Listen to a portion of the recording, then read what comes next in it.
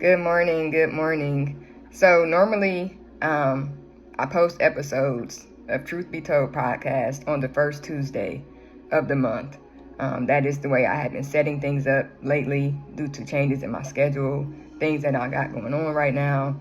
However, today the Lord has placed something on my spirit so strong, and He will not let me move past this. He will not let me go on with my day or do anything until I do what He is requiring me to do. So here we are. Here's the episode. It's going to be posted, and I'm going to be obedient to the leading of the Holy Spirit.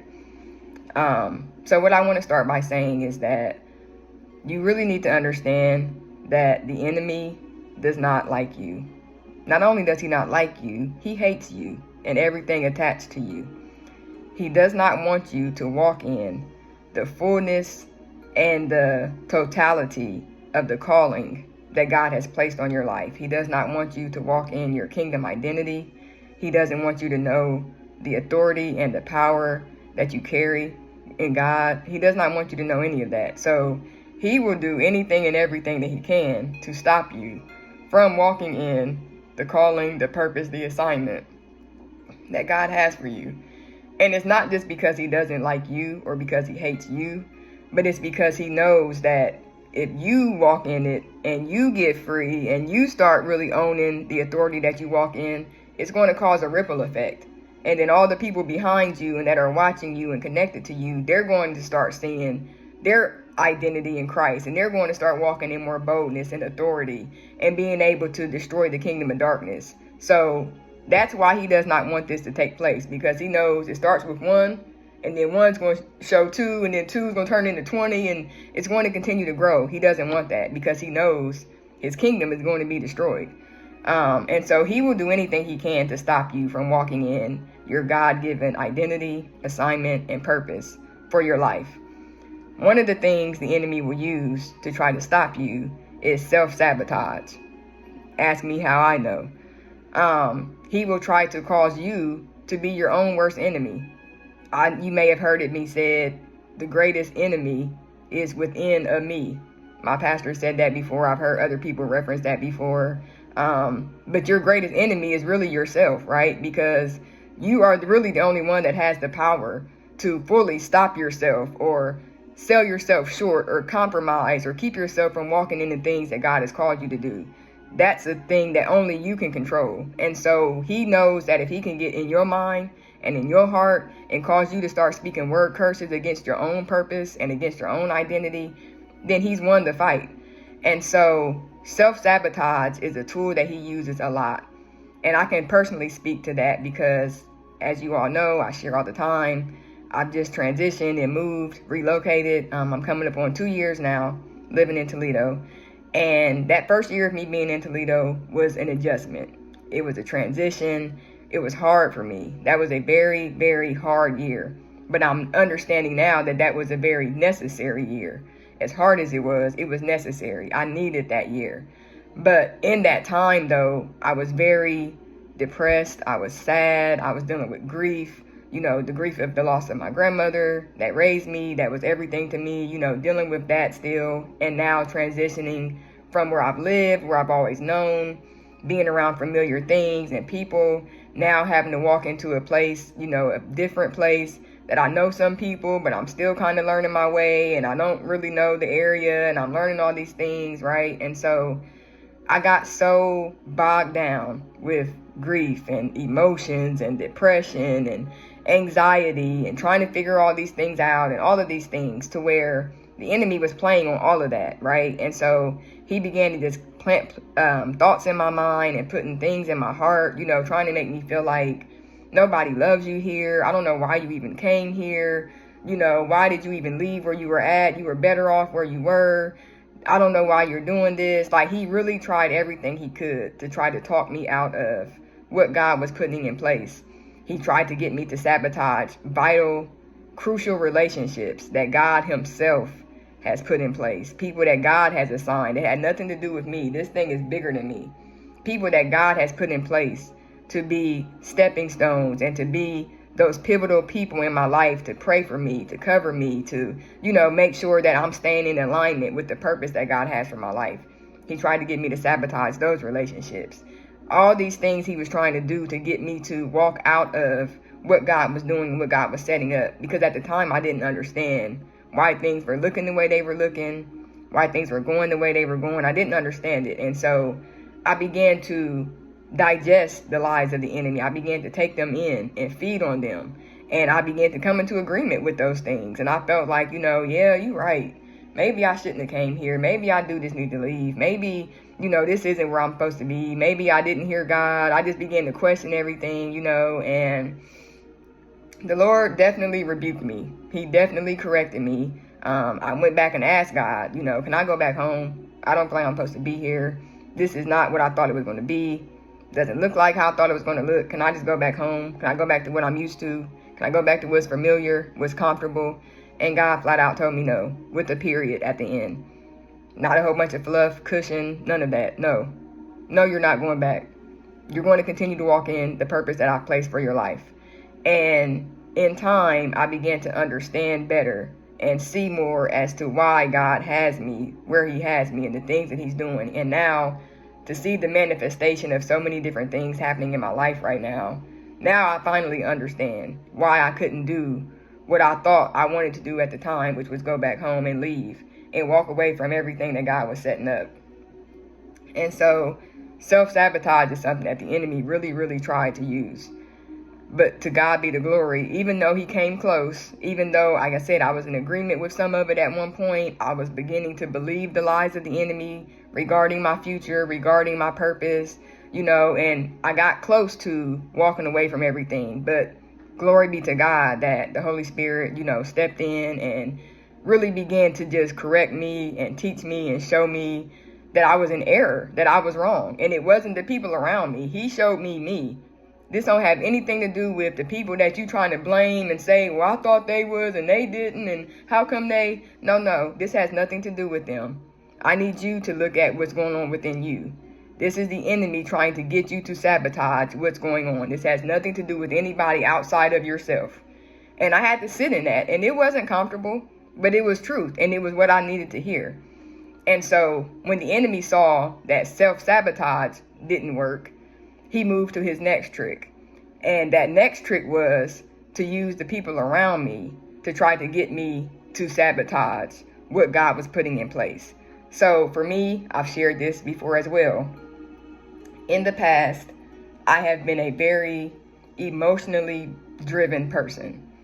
I would typically respond off of emotion. I would move off of emotion. I would make decisions off of emotion. Well, this is how I feel, and I don't feel like this, and I don't feel like doing that, so I'm not going to do it. And I just feel like, and I feel like, and I feel like.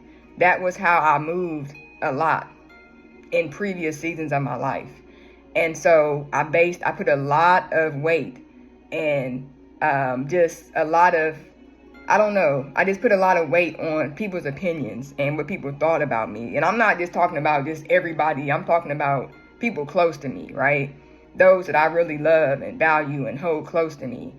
Their opinions mattered to me. How they felt about the things I did mattered to me.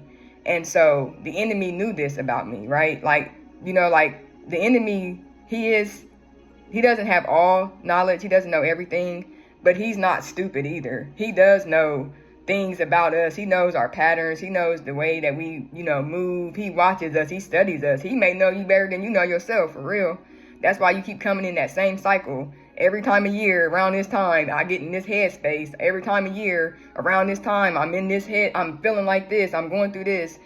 It's a pattern. He's paying attention to that. Okay, so if I throw this at him around Christmas, that's going to put them in their feelings. If I put this around them around this time of year, he knows what he's doing. No, he does not have all power. No, he does not have all knowledge, but he does know some stuff. And so he knew that about me, that, Brittany's going to move based off of emotion. If Brittany feels like somebody's not supporting her, or they're not clapping for her, or they're not happy for her, then it's going to cause her to retreat. And then she'll go in her shell, and then she'll just stop doing stuff because she feels like, ain't nobody supporting me, and I don't know why nobody's clapping for me, and how come they not proud of me? They've seen everything I've been through. Why aren't they now, celebrating my growth and being proud of what God is doing and all of these things? He knew that was a opening for him to use for me. So he began to tap on the people close to me, right? And the Bible, one of the names of the enemy in the Bible is the accuser of the brethren. He is the one that goes before God, constantly trying to bring up your past, constantly trying to bring up the things you've done. I don't care if it was 30 years ago, 50 years ago, whatever. He is constantly trying to, well, Brittany was the one that, she used to live in that lifestyle. She used to do this, and she did this, and remember 20 years ago, she did this. Like, that's the enemy. That's what he does. And so he began to use people around me to try to cause me to walk away from what God was doing in my life. And so when I began to realize that, though, God began to show me, like, you can't feed into this stuff. You can't feed into these distractions. You can't worry about, the people close to you, if they support you or not, if they're proud of you or not, if they're happy for you or not, if they're celebrating you or not, if they're even being inspired or motivated to want to make these changes in their own life. That can't be your concern. That cannot be your focus at this point. You got to focus on your assignment.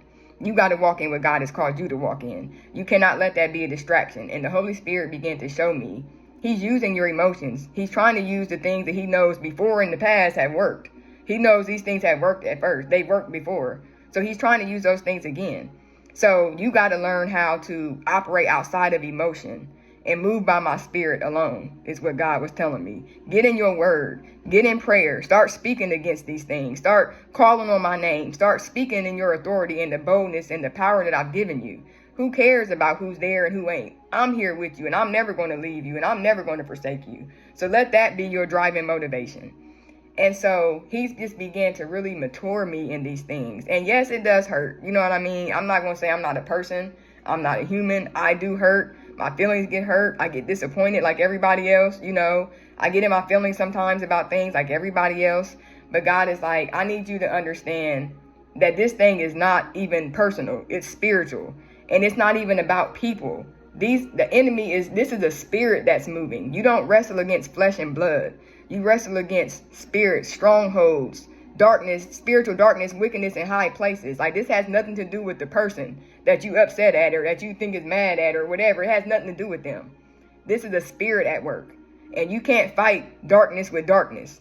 You can't fight the devil with the devil. You can't fight worse. You know what I mean? You can't fight evil for evil. You can't do that.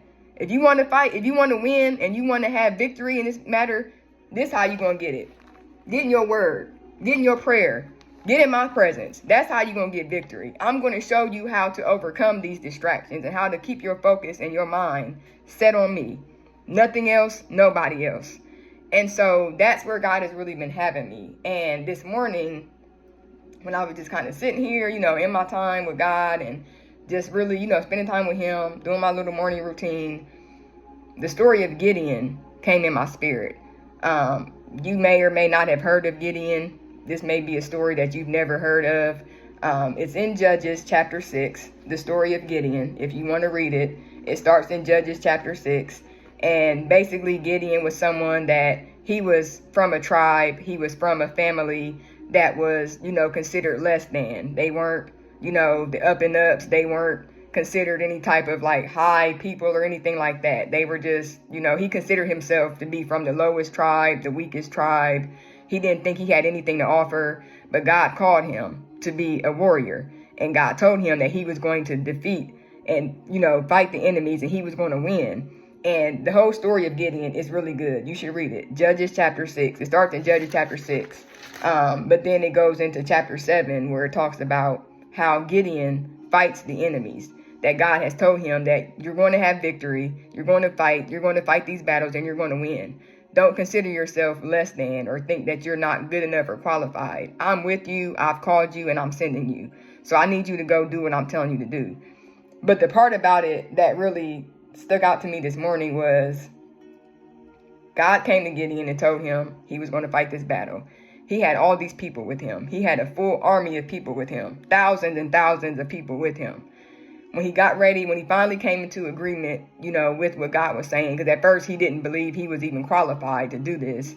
He felt like, God, I don't know how I'm going to do this. You're going to have to show me a sign. If you really want me to do this, you got to show me that you're really with me, because I'm from the weakest tribe in this place. So how can I do this? What do you mean you want me to do all these things? And so once he finally got past that, and really came into agreement with what God wanted him to do, God told him, you're going to fight this battle and you're going to win it, but you got too many people around you. So what I have to do now, I have to start removing people from you, because if you win this battle and you win this victory with all these people, they're going to think that it's because of their own strength that they won this battle. They're going to think that it's because of their own might that they won this, and they will not give the glory to me. And God does not play about his glory. He will not share his glory with anybody. The glory belongs to God, period, the end. He is a jealous God. He does not play about that at all whatsoever. And so he told Gideon, like, you're going to win the battle, but I got to move some people away from you, because if you got too many people around you, you're going to think it's you, and y'all going to think y'all did this, and no, the glory is going to be mine. And so as I'm reading this, and I'm really, and I know of this story, I've heard it preached from different people, I've heard different aspects of this story, but what really, like I said, what really stood out to me this morning was the fact that God started telling him, these are the things I need you to do, and this time I'm going to sift away the people that don't need to be with you. This time I'm going to start pulling away the ones that you think are in it for you, and they really down for you, and they riding for you, and they really got your back. I'm going to show you. We're going to go through some sets and tests, and we're going to go through some things, and I'm going to let you see the ones that can go and the ones that can't. So God led him to do certain things, and he told him at each moment, okay, these can go, those got to leave. They can't go with you. They've gone as far now as they can go. They have to now leave. And by the end of the story, Gideon ended up with 300 people. He started off with over 20,000. He ended up with 300 people and got the victory and won the battle. And that just really, this morning, I'm sitting here and I'm like, oh my goodness. And so the Lord just reminded me, and that's what I wanted to share. Don't get caught up and consumed in the people. And, I thought they was going to be here, and I thought they was going to ride for me. And I thought, if I say they can't go, they can't go. They've come as far with you as they can go. And now you have to release them so that you can continue to fight this battle, and you're going to have victory. The victory is guaranteed. It's not a question. It's not possibly you might win. I'm telling you, you're going to have the victory. But I need you to stay focused on me. Whoever leaves, let them leave. Whoever goes, got to go. But you got to keep going. So don't let the enemy try to use that either as a thing to get you distracted. What if Gideon would have stopped and said, well, I thought they was going to be able to go. Some of the people could have been his family. Some of the people could have been his friends. Some of the people could have been people he's known for years that he just knew, we in this battle together. We fighting this together. And God is telling him, and they can't go. They can go this far and that's it. They can't go any further. What if he would have stopped in that and been like, well, I just don't understand why they can't come with me. And I don't even want to do it now, because if they can't be there, and if they can't, they're not going to be able to be a part of this with me. You got to go on anyway. And that thing has really hit me in my heart, because like I said, the enemy will try to use self-sabotage, and he'll try to use the fact that people around you may or may not be able to go with you, may not be able to do things for you the way that you would like for them to do. The enemy will play on all of that. But God is saying, in the end, victory is guaranteed. So whoever can go, can go. Whoever can't go, can't go. Don't even let that stop you. Keep going forward. Keep moving in the direction that God is leading you, because your victory is guaranteed. Y'all be blessed.